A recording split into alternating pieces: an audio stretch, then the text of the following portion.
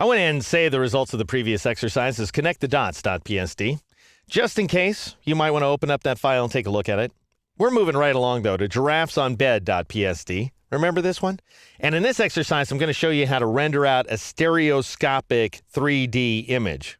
And I was talking to a friend not too long ago, and I was showing her this stuff, that I've created for the series, which I think is pretty impressive. I was kind of, proud. And midway through, she sort of yawns and says, "Have I mentioned that I hate 3D?" And I was like, "What are you talking about?" And I finally figured out she meant the movies where you put the glasses on and the things kind of poke out at you and the kids reach for the bubbles and all that jazz. Of course, I think she's insane. I love that stuff.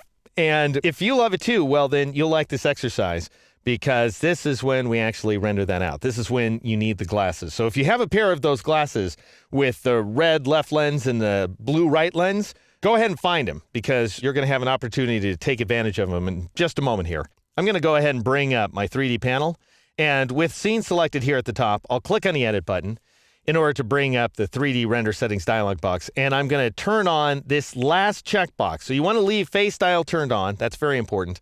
And you also want to turn on this final checkbox, which allows you to select your stereotype. And you've got one of two options.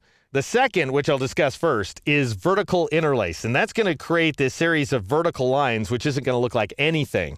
But what we're seeing here is a piece of lenticular art. That's Lenticular, just in case you're curious. And you can view this kind of artwork without glasses, but it requires a special printing process. And I can't show it to you here in a video, obviously, so you're just going to have to kind of imagine things, if you will.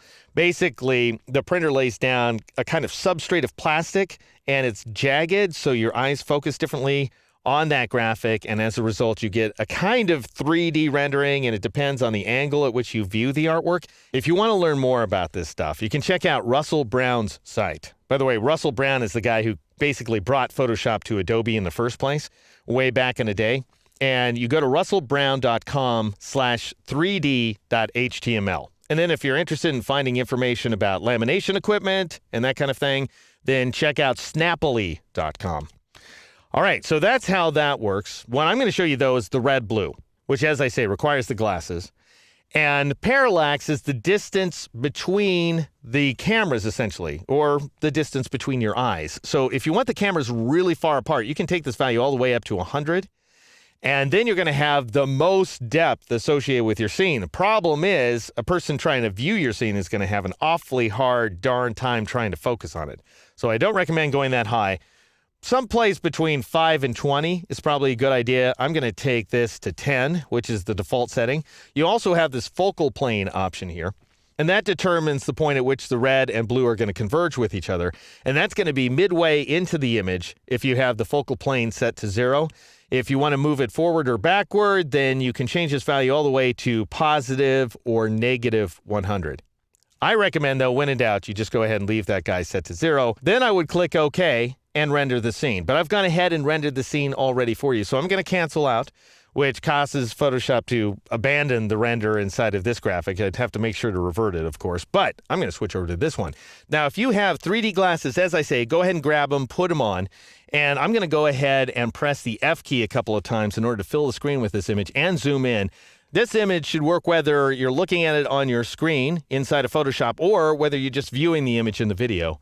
If you're doing this along with me, you can actually see that this giraffe right there, the left-hand giraffe, is forward from the right-hand giraffe. And you can see that the reflection on the back wall is very far away. And then you can also see that the sky out the window isn't all that far away, just like a couple of feet away from the window. So you can see that that's not all that real.